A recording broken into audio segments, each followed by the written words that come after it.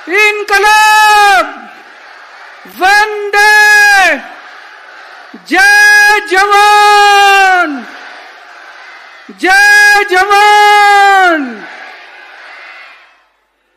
आज इतनी बड़ी संख्या में गुजरात के कोने कोने से आए हुए मेरे सभी प्यारे खेडूत भाइयों बहनों, माताओं, बुजुर्गों, बच्चों, आप सब लोगों को मेरा नमस्कार, सबको मेरा प्रणाम।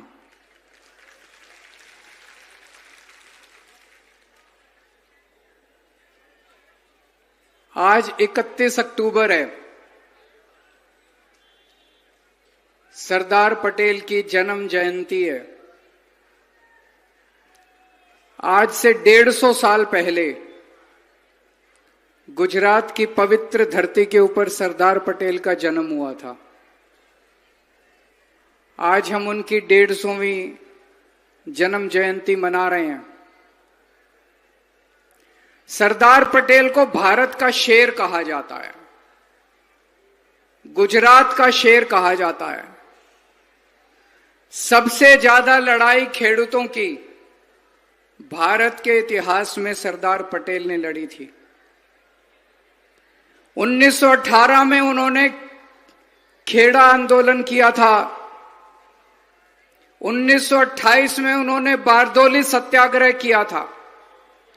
खेडूतों के लिए लड़ाई लड़ी थी, अंग्रेजों के खिलाफ लड़ी थी, अहिंसात्मक लड़ाई लड़ी थी। उनकी जितनी मांग थी, अंग्रेजों को उनकी सारी मांग माननी पड़ी। आज से 100 साल पहले अंग्रेजों के खिलाफ जब सरदार पटेल ने आंदोलन किया, अंग्रेजों ने कभी लाठीचार्ज नहीं किया, अंग्रेजों ने कभी आंसू गैस के गोले नहीं छोड़े, अंग्रेजों ने कभी झूठे पर्चे नहीं करे, झूठे एफआईआर नहीं करे, अंग्रेजों ने अपने खेडूतों को जेल में नहीं भेजा 307 करके।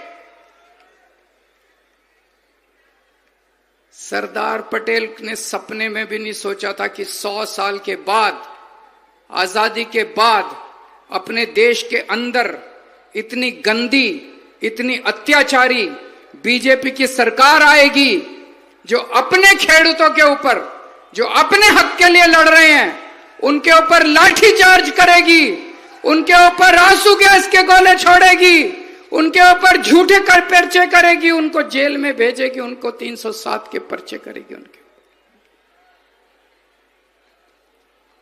आज अगर सरदार पटेल की आत्मा आसमान से देख रही होगी तो सरदार पटेल की आत्मा को बहुत दुख हो रहा होगा। ये कैसा गुजरात हो गया, ये कैसी सरकार आ गई, ये कैसी सरकार है। आज सरदार पटेल की धरती के ऊपर किसान रो रहा है। आज सामने हमारे यहां पे 85 किसानों को इन्होंने, 85 खेडूतों को जेल में डाल दिया। उनका क्या कसूर था? उनका कसूर था वो अपने हक के लिए लड़ रहे थे, अपना हक मांग रहे थे। आज उनको उन्होंने जेल में डाल दिया। हमने उनके परिवारों को आज बुलाया, उनको हम स्टेज पे बिठाना चाहते थे, उनका सम्मान करना चाहते थे आप लोगों के सामने। उनको स्टेज पे नहीं बैठने, स्टेज से उतार दिया। शर्मनाक है, शर्म आती है ऐसी सरकार के ऊपर। मैंने उनके परिवारों से, कई परिवारों से बात की। सबसे पहले मैं ये कहना चाहता हूं, हम उन परिवारों के साथ हैं। एक एक खेडूत को हम जेल से बाहर निकलवाएंगे, बड़े से बड़ा वकील खड़ा करेंगे, जो करने की जरूरत है वो करेंगे, सारे खेडूतों को बाहर निकालेंगे। अभी थोड़े दिन पहले जुलाई के महीने में उत्तरी गुजरात में पशुपालक किसानों को, वो अपने हक के लिए लड़ रहे थे, उनके ऊपर आंसू गैस के गोले छोड़ दिए, उनके ऊपर लाठी चार्ज कर दिया, उनके ऊपर झूठे पर्चे कर दिए, उनको जेल में भेज दिया। उसके पहले, थोड़े दिन पहले चेतर वसावा आदिवासियों के लिए आंदोलन कर रहे थे, आदिवासियों की आवाज उठा रहे थे, उनके ऊपर झूठे पर्चे करके उनको जेल में डाल दिया। इनको केवल जेल में भेजना आता है और इनको कुछ नहीं आता। इतनी 75 साल में गुजरात में इतनी क्रूर सरकार, इतनी अत्याचारी सरकार, इतनी अहंकारी सरकार आज तक गुजरात के लोगों ने कभी नहीं देखी है दोस्तों। किसान क्या मांग रहे हैं? किसान मांग रहे हैं कर्जा प्रथा खत्म होनी चाहिए। होनी चाहिए कि नहीं होनी चाहिए कर्जा प्रथा खत्म? होनी चाहिए कि नहीं होनी चाहिए कर्जा प्रथा खत्म? अरे बीजेपी वालों, तुम तो केंद्र में सरकार बनाई थी, तुमने कहा था हम एमएसपी देंगे। कहां गई तुम्हारी एमएसपी? एमएसपी तो देते नहीं हो। जब किसान अपनी फसल बेचने के लिए मंडी में जाता है तो कर्जा प्रथा करके उसको अपना पूरा दाम भी नहीं देते हो। तुम उसके साथ शोषण करते हो, किसान को पूरा दाम नहीं देते हो। किसान कह रहा मेरी कर्जा प्रथा बंद करो। क्या गलत कह रहा है किसान? किसान को उसका हक नहीं दिया जाता। किसानों के, खेडूतों के घर के अंदर पुलिस ने घुस घुस के उनके बच्चों को मारा है। शर्म आनी चाहिए तुमको। उनको पकड़ पकड़ के आपने जेल में डाल दिया। अभी दिवाली आई, अभी धनतेरस आई, अभी नया साल आया। ये बीजेपी वाले अपने घर में दिवाली मना रहे थे। हर सांघवी अपने घर में अपने बच्चों के साथ दिवाली मना रहे थे। भूपेंद्र पटेल अपने घर में अपने बच्चों के साथ दिवाली मना रहे थे। और ये खेडूत परिवार बेचारे रो रहे थे अपने घर के अंदर बैठ के। उनके बच्चे जेल के अंदर थे, उनके बच्चे जेल के अंदर थे। ये रो रहे थे अपने घर के अंदर बैठ के। दोस्तों, हम आपके परिवारों के साथ हैं। मैंने कुछ परिवारों से बात की। एक मां ने बोला, मैंने कहा मैं आपके साथ हूं मां, आप चिंता मत करना। उसकी मां में मेरी आंखों में आंसू आ गए उनकी बात सुन के। वो मां बोली मेरे को कोई चिंता नहीं है, मेरा बेटा गरीब खेडूतों के लिए लड़ रहा है, आजादी की लड़ाई लड़ रहा है, जितने मर्जी डंडे लगे मुझे कोई परवाह नहीं है। मैंने बोला मां तू चिंता मत करना, मैं भी तेरा बेटा हूं। तेरे बेटे को बाद में डंडे लगेंगे, पहले केजरीवाल को डंडे लगेंगे। केजरीवाल पहले जेल जाएगा। 30 साल से, पिछले 30 साल से आप सारे खेडूतों ने भाजपा को वोट दिया, इतना वोट दिया, भर भर के वोट दिया, कोई कसर नहीं छोड़ी। 30 साल से इनकी सरकार है। 30 साल से आपने इसलिए वोट दिया था कि हमारे बच्चों को जेल भेजेंगे ये लोग, इसलिए वोट दिया था। आज इनको अहंकार हो गया है। आज किसानों के अंदर इतना गुस्सा है। ये बीजेपी वाले एक नंबर के कायर हैं, पुलिस को आगे करते हैं। मैं कहता हूं एक दिन पुलिस का सहारा छोड़ दो, ये खेडूत बीजेपी वालों को घर से निकाल निकाल के दौड़ा दौड़ा के मारेंगे तुमको। ऐसा मारेंगे बीजेपी वालों को दौड़ा दौड़ा के, इनको शरण नहीं मिलेगी। एक दिन तुम पुलिस को पीछे कर दो, एक दिन पुलिस को पीछे कर दो, पूरे गुजरात के अंदर बीजेपी वालों का जीना हराम कर देंगे। 400 से ज्यादा मंडियों के अंदर मुझे पता चला सारे खेडूत इकट्ठे हो गए हैं। 400 से ज्यादा मंडियों के अंदर आंदोलन चल रहा है।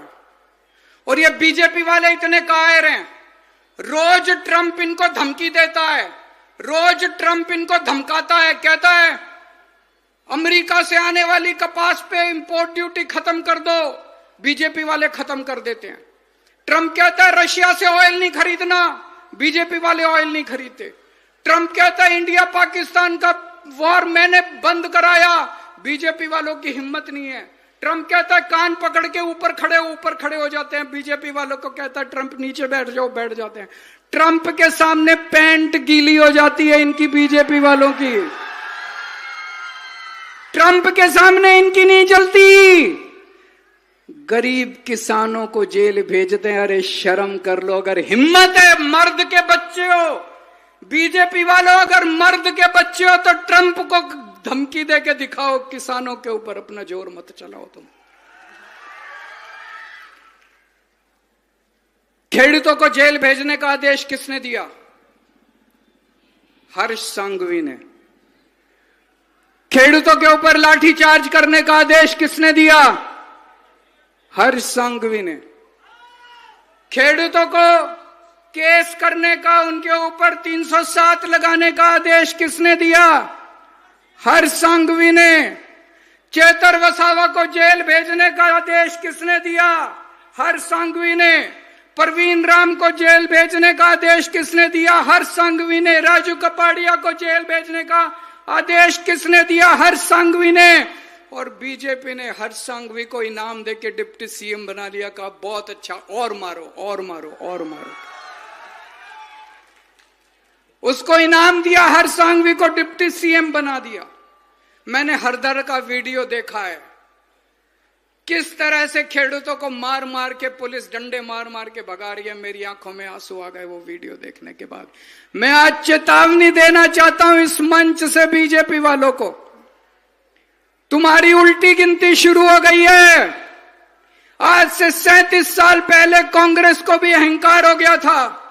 आज से 37 साल पहले कांग्रेस ने खेडूतों के ऊपर गोली चलाई थी, 14 खेडूत मारे गए थे।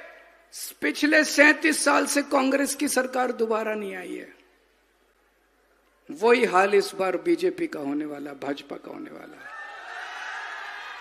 इस बार जो सरकार जाएगी अगले 50 साल तक बीजेपी की सरकार गुजरात के अंदर नहीं आने वाली। विसावदर का चुनाव हुआ, डर के मारे उन्होंने विसावदर के चुनाव के बाद मंत्रिमंडल बदल दिया। अब मंत्रिमंडल बदलने से काम नहीं चलेगा, अब सरकार बदली जाएगी गुजरात के अंदर। सरकार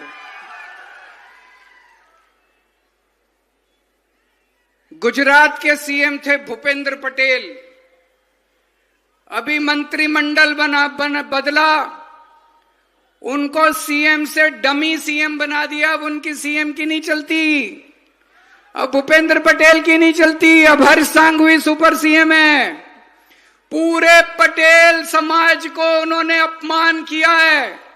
पटेल समाज के भूपेंद्र पटेल को उन्होंने सीएम से डमी सीएम बना दिया। अब उनकी नहीं चलती, अब उनकी हर्ष सांघवी अब सुपर सीएम बन गए, उनकी चलती है। और कांग्रेस बीजेपी के साथ मिली हुई है, कांग्रेस और बीजेपी का गठबंधन है। मैंने एक बार कहा था दोनों पति पत्नी है, कौन पति है कौन पत्नी है ये मुझे नहीं पता। बीजेपी और कांग्रेस वालों के जॉइंट धंधे हैं, बिजनेस करते हैं एक साथ, करते हैं कि नहीं करते? दोनों के बिजनेस चलते हैं एक साथ। कांग्रेस नहीं चाहती कि बीजेपी जाए, कांग्रेस चाहती है बीजेपी रहे, इनके धंधे चलते रहें। ऐसा क्यों होता है कि चेतर वसावा जेल जाता है? ऐसा क्यों होता है कि प्रवीण राम जेल जाता है? ऐसा क्यों होता है कि केवल आम आदमी पार्टी वाले जेल, कांग्रेस वाला कभी जेल नहीं जाता?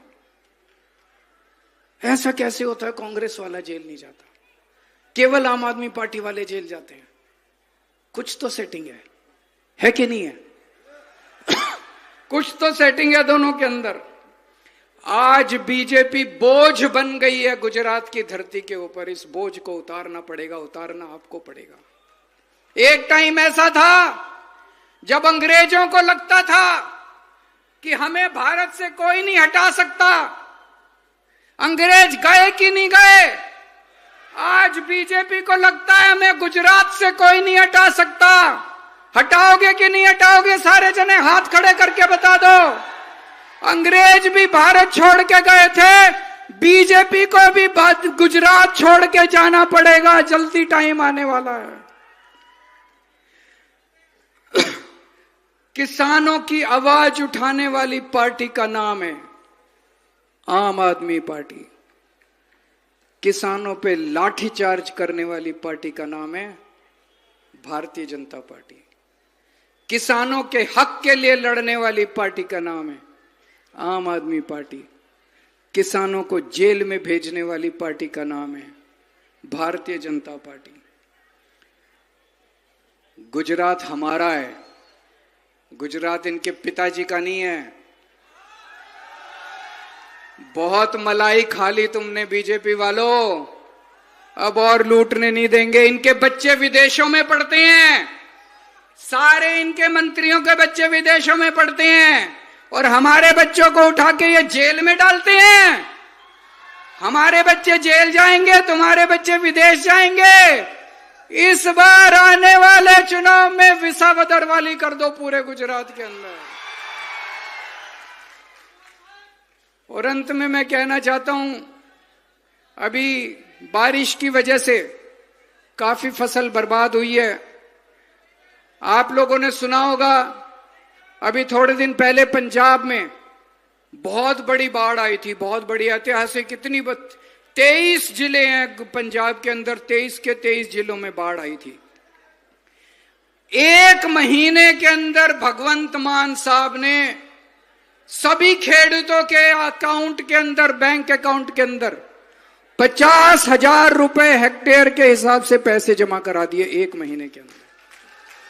आज हम खेडूतों के तरफ से मांग करते हैं गुजरात सरकार को कि जिनकी फसल बर्बाद हुई है, सब लोगों को 50,000 हेक्टेयर के हिसाब से उनके अकाउंट के अंदर पैसे जमा कराए जाएं। भारत माता की